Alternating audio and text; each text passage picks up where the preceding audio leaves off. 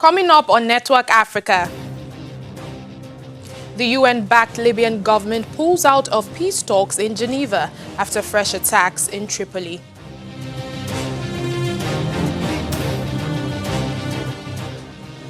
Al-Shabaab militants carry out 2 separate attacks on Somali military bases in the lower Shabelle region.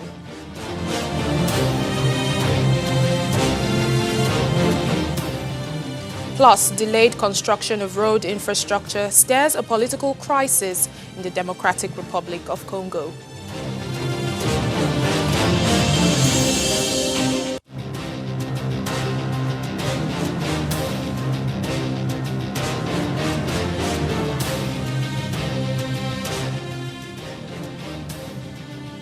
Hello and welcome to the program. I'm Layo Adegoke. The UN-backed Libyan government says it is pulling out of peace talks in Geneva after forces loyal to rival parliaments shelled the capital, Tripoli.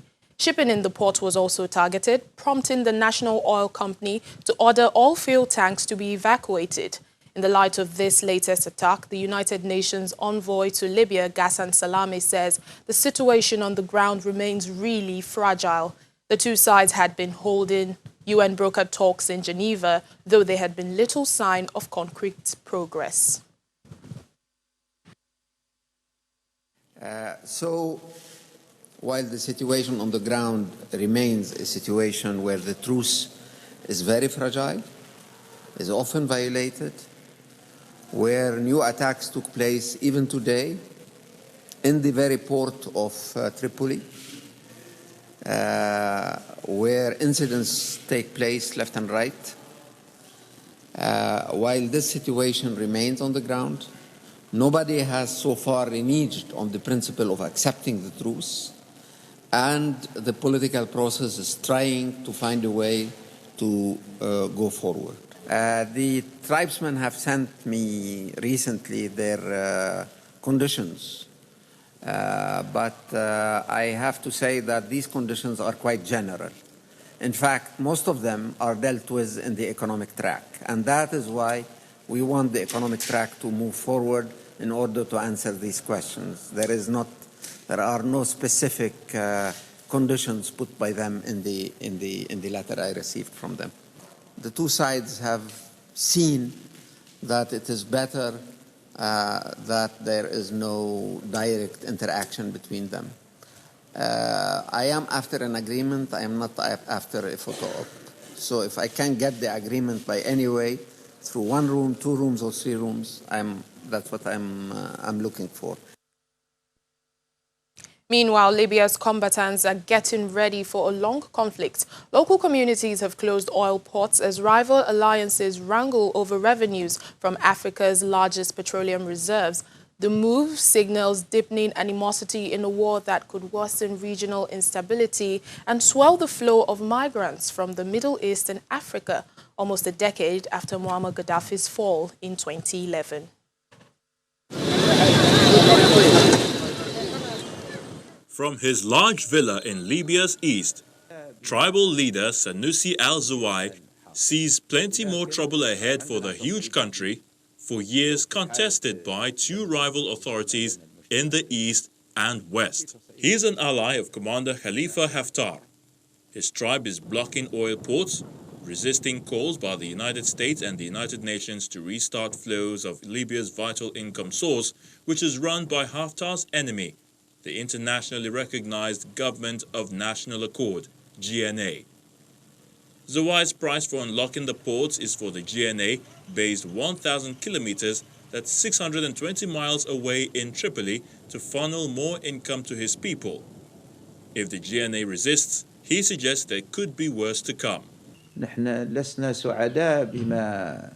not happy with what is happening right now, but we have ways to escalate if the international community does not listen to us. There will be a major escalation. We have other things to use at this time. If it comes to it, the world knows what escalation is. The standoff over oil is only one of several factors that could prolong the almost year-long conflict over the capital, where the GNA last month secured military backing from Turkey, including Turkish-backed fighters from Syria. The combatants are racing to rearm, receiving shipments both before and after foreign backers agreed to enforce a truce at the summit in Germany in January. The inflow of advanced artillery and fighters and advisors breaches pledges made in Berlin to respect an arms embargo. We respect contracts.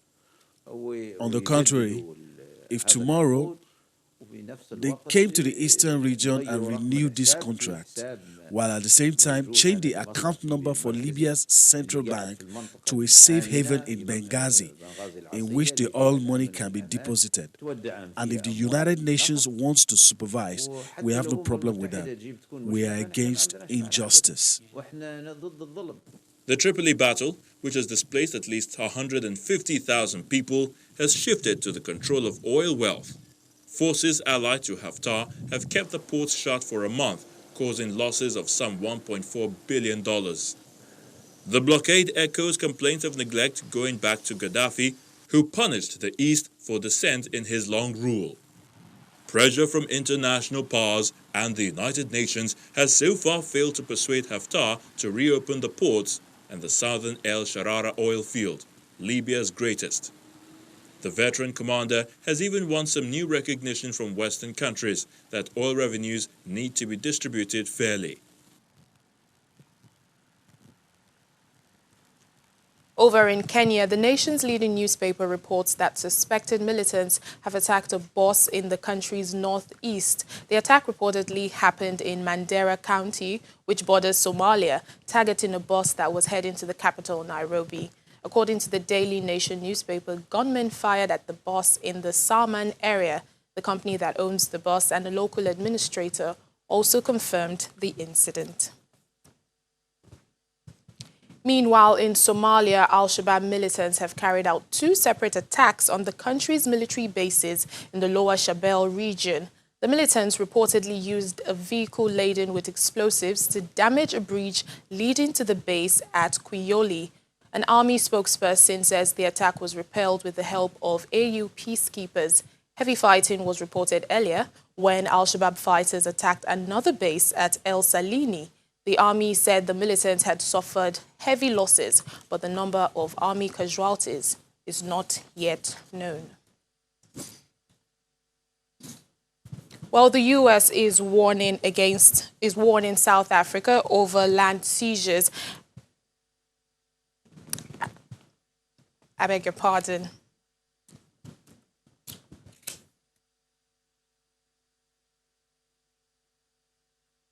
A Secretary of State is speaking on the land expropriation in South Africa and is warning against the government's plan to expropriate land without compensation. He says it will be disastrous for the economy and the nation. Mr. Pompeo also added that African economies need a strong rule of law, respect for property rights and regulation as that encourages investments. South Africa's President Cyril Ramaphosa has vowed to press ahead with amending the constitution to allow land expropriation without compensation in order to tackle the historical injustice caused by white minority rule.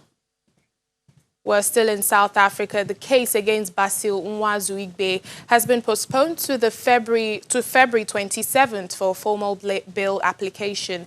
The accused appeared briefly in the packed regional court, one of the Kempton Park Magistrate Court before Judge Bulawayo Prince Manyati.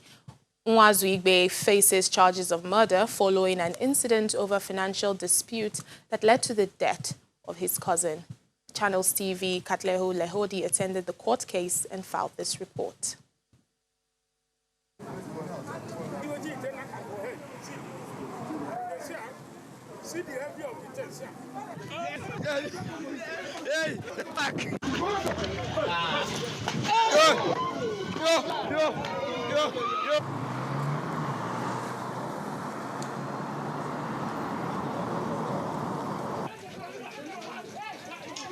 My brother did not own anyone. My brother was in the house.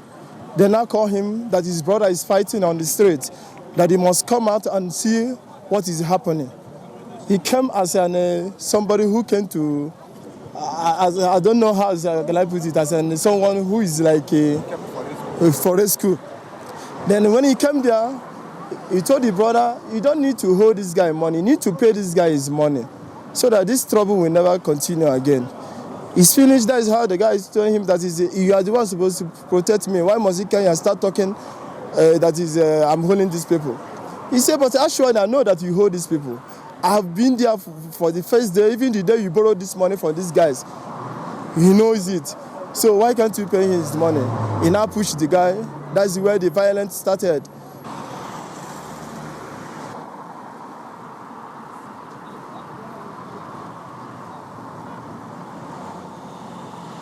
Judge Bulawayo Prince Manyati, presiding over the case, has raised his dissatisfaction around yet another postponement in the matter. His sentiments were also shared by a disappointed large crowd that packed the courtroom here.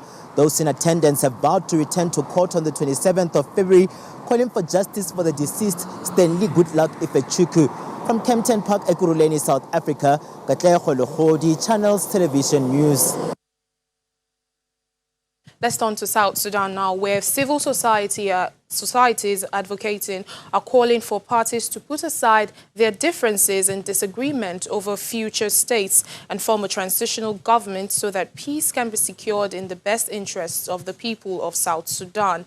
Leading this call are groups attending the Our Peace Forum, hosted by the United Nations Mission in South Sudan, to provide civil society groups an opportunity to share experiences and to enhance their role in the fragile peace process. Since the signing of a peace deal in September 2018, the issues of state and boundaries has proved to be a major obstacle to the formation of a new unity government in South Sudan. Several days ago, the government changed its position of retaining the current 32 states and announced an immediate return to 10 states, which was the preference of the opposition. Concerns remain, however, about the creation of 3 administrative areas, and talks to resolve this politically sensitive issues are currently underway between political leaders in Juba. We advocate and urge our government and opposition to come together to form the government, despite the number of states and boundaries, so that they are able to move freely and will be able to consult people later. Because if there is peace, they will be able to reach people. Now in the country, the people of South Sudan are not only in Juba, they are not only in the state headquarters. There are other people in the rural areas, in the villages and in the bomas. But if they are not accessible now, we could not be able to consult and have a concrete or inclusive consultation feedback. UNMISS has urged the parties to reach a compromise so that a new unified government can be formed in a timely manner as promised to the people. The deadline imposed by the parties themselves is just a few days away on February 22nd. We very much want to see a unity and a transitional government where all the parties are in the government together and they're making decisions together and they're leading together for the benefit of the entire country. And that all those decisions, they can stand by those decisions because they're decisions that they all make together in the interests of the people of South Sudan. Civil society groups at the forum, which is one of 4 such peace and reconciliation events hosted by UNMISS in recent months, highlight the importance of their role in bringing the voices of communities at the grassroots level to the attention of national leaders. This forum is useful in a way that it acts as a link between the society and then the necessary authority. It's a very big link, and it also acts. It also recognizes our work as civil society in implementing peace. We are really working towards it, and we hope for the better. It also gives us an opportunity to directly interact with the necessary authority, the NSS and generals and the people that need to hear our concerns as civil society. There have been 2 previous delays to the peace process as a result of the inability of parties to reach consensus on states and boundaries, as well as the sluggish progress made to date with reunifying security forces.